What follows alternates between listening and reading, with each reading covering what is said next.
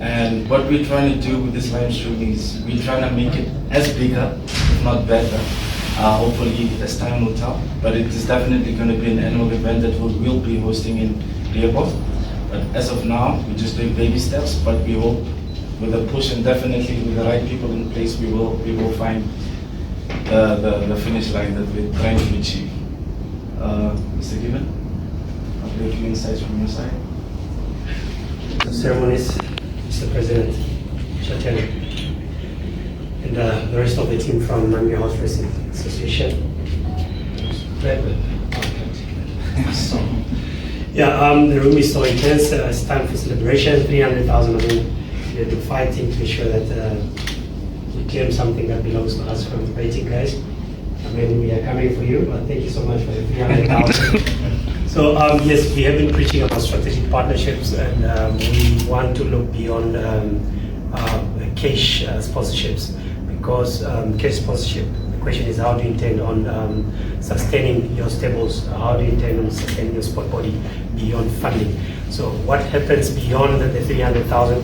So this is the task now for Mr. President to see how best you can bring these guys on board for probably a 5 or 10 year term, so that they can take care of some few stuff, probably transport of the horses, taking care of the weight of the jockeys, or maybe fixing and getting your own track where the horses can rest freely without paying rent.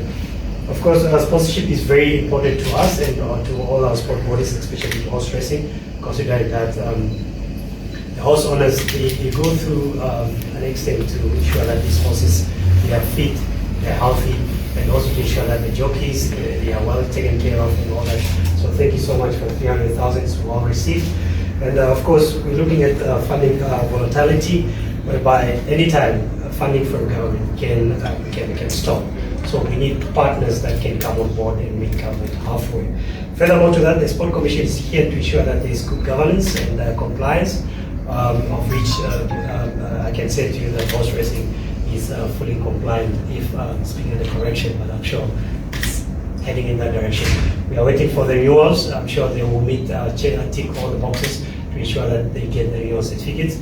And they have been doing good. They have not really given us any problems. So congratulations, Mr. President, to your team.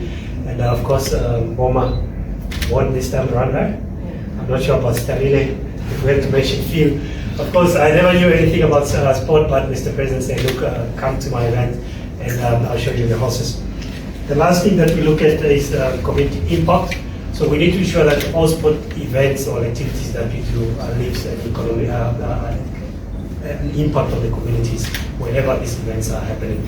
Either social impact or economical impact. We look at the jockeys that are going to race or ride these horses. They need to be well taken care of. I think it's something that we need to standardize in Namibia to ensure that with the little support that we are receiving from strategic partners, we need to take care of these jockeys. Other than that, we need also to tighten our safety protocols during the events. I'm sure there have been tightenings of safety protocols at some events, and yes, we are a work in progress, but someday we'll get there. And I'm happy to say that Namibia, we supplied a kit to Botswana. And when they were launching it, I was watching when they were launching it. So it's something, horse racing is great, and we are able to leave an impact on other countries. So our vendors, they are benefiting from these races, and also we encourage other partners to come on board and support our Just Cause. Not only monetary, like I said, but they can come on board in kind. Those with farms, those with tracks, they can open up their tracks to our federation to say, look, come and compete here. It's an exposure that I'm getting, because you never know, we might host the African or international competition in Namibia, but we need to tell our story to Namibia. Outside people, there's no way that they are going to know what we have if we don't showcase to them what we have. Members of the media, please do attend these events. Thank you so much for those that went to all of us.